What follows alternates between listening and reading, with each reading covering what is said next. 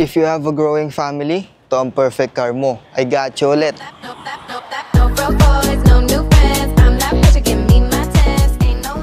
Isa to sa pinaka-spacious pagdating sa MPV category at relatively efficient din siya sa fuel consumption. At pagdating sa availability ng parts, hindi ka naman papahirapan. At sa reliability ng engine, syempre matibay to, gawang Japan to. At sa exterior, fresh original paint at 15 inches alloy wheels, makakapalang tires. At dito naman sa harap, projector headlight, fog lamps, may chrome accents sa grille at zero ang ending. At pagdating sa engine, it's a 1.5 liter naturally aspirated 4-cylinder dual overhead cam, 4-speed automatic transmission gasoline engine.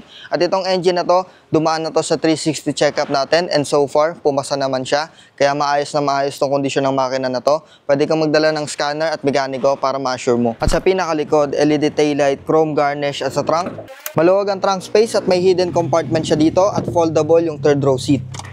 Boom! At dito sa loob, intact na headliner, may air diffuser, fresh fabric seats, maayos na steering wheel, analog and digital display with 44,000 kilometers on the clock only, well-designed na dashboard, touchscreen infotainment system, climate control, outlet source, 2 cup holders at automatic transmission. At sa second row, okay ang leg, shoulder and headroom, 6 flat ang height ko, meron siyang 4 na air vents, aircon controls, armrest at ang favorite part ko, movable yung second row seat.